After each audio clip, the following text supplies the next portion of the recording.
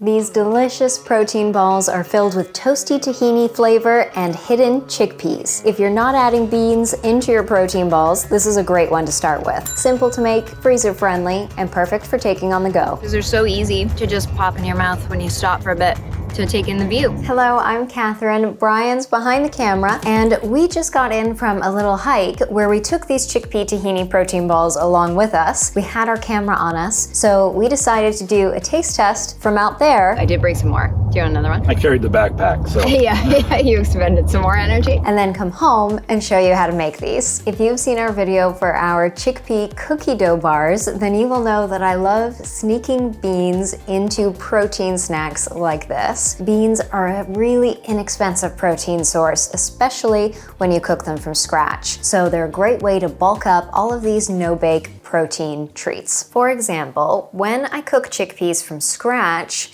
these cost me just 20 cents for the 1 cup I need for this recipe. If I use canned chickpeas, then it'll cost me $1.10. Still thrifty, but I'm going to take my homemade chickpeas and show you how to make this. I usually use half a cup walnuts in this recipe, but we don't have any walnuts today. So I'm using half a cup of sliced almonds. Because we're using chickpeas in this recipe, taking just a few minutes to toast whichever nuts you're using really helps to hide any sort of bean flavor, because the toastiness of these nuts plus the toastiness of tahini, which is a paste made from sesame seeds, will really overwhelm any bean flavor that you might be able to detect. If you're using something thin like these sliced almonds, then you can just toast them on a dry pan for 3-4 minutes or so until they change in color and you can smell the amazing aroma coming from them. If you're using walnuts or whole almonds, for instance, then you can toast those in the oven or in an air fryer at 350 for about 5 to 8 minutes. Again, until you can smell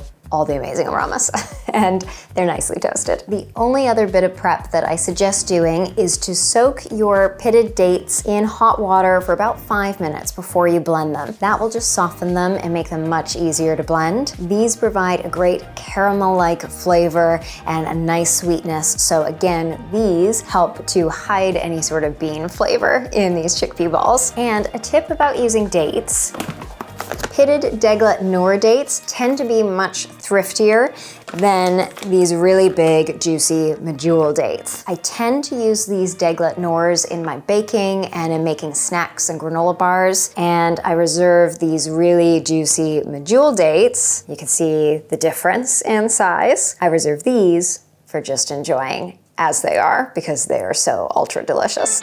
To make my chickpea tahini protein balls, add 1 cup cooked chickpeas to a food processor with 1 cup oats, half a cup toasted walnuts, or another nut like the shaved almonds I'm using today, half a cup pitted deglet noor dates that have been soaked in warm water for a few minutes, 1/3 a cup tahini, 1½ tablespoons maple syrup, and a pinch of salt. Pulse to break down the beans, nuts, and dates, then blend until the dough starts to form a ball and sticks together if squeezed between your fingers. If the dough seems too dry, add a little splash of the water the dates soaked in. Use a tablespoon or cookie scoop to scoop the dough and roll it into a ball between your palms. Optionally, roll the balls in toasted sesame seeds for a crunchy coating and extra toasty flavor. If you want to roll these in some toasted sesame seeds for a bit of a coating, and if you're not getting these are pretty good, but if you're not getting the sesame seeds to stick very well, then what you can do is just dampen your palms a little bit. I'm gonna use some of this leftover date water.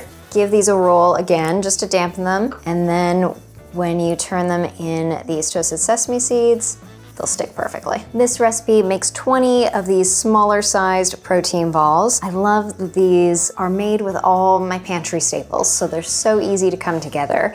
They will last for about a week in your fridge, or you can store them in the freezer for about 1 to 2 months. And the great thing about freezing these is that they don't take long to defrost. So you can take them out and within a few minutes, they're soft enough that you can eat them. So these are perfect for just tossing into a container, taking to work with you, taking to school, or taking on a hike when you need a little protein boost when you stop to take in the view.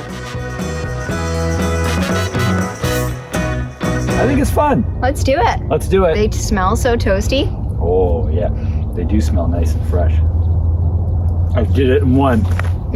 So good. So good. So warm, even though it's January 14th out. I was gonna say, they did actually warm me up a little. So we're gonna get some protein in and some nice like warm toasty flavors into our bellies after this hike. I love bringing these along on hikes because they're so easy to just pop in your mouth when you stop for a bit to take in the view. It's a pretty like misty, foggy winter day today. Not the greatest view day, but It's Mount Baker that sometimes you can see from here, right? yeah, Mount Baker in Washington, but Not today. Not today.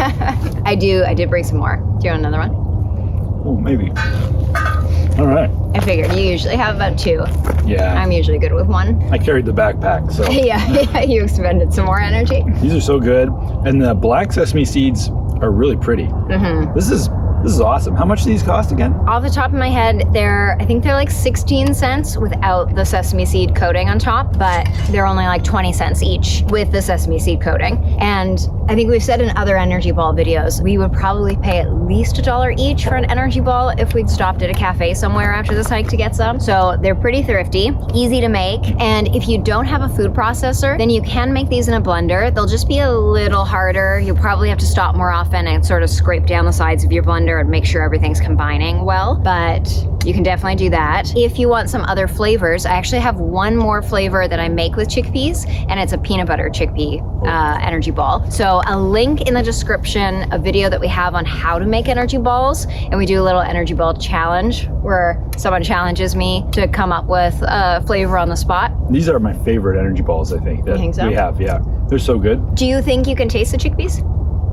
Not really. I taste the tahini and sesame more. Yeah, I think the toasted nuts and the toastiness of the tahini really help to hide that chickpea flavor. Yeah. And they're so like soft from the chickpeas, and then the dates, the like caramelization of the like dates and the maple syrup for having a bean in it.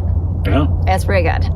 It's amazing. Next week's video is gonna be tofu meat, like shaved meat slices. I'm so excited for this. It's amazing. It's so good. They'll be really good on sandwiches. You could even slice them smaller and almost have it as like a pepperoni substitute on pizza. But I'm probably gonna show you how to put it in a gyro. Yeah. We'll make a homemade tzatziki as well. I think we're gonna eat that one in the kitchen though. It might be a bit messy. I think so. That's not a hike recipe. Tzatziki everywhere. It'll be a mess. Hit that subscribe button, comment. We love reading your comments. It's the best. Last week's video had so many comments, and honestly, it was the best. So hit that subscribe button. We'll see you next week for a tofu meat video, and we're gonna finish this hike. Bye from Vancouver Island. Whenever there's a swing, Catherine always swings. She never misses the opportunity to swing. Even though I get motion sick on them, so I'll be able to, it's already starting. I can do like 5 or 6 back and forth, and then I need to stop. Time to get off. Yeah, but it's fun while it lasts. This is how most of our hikes go. I'm back here, and Bryan is over there.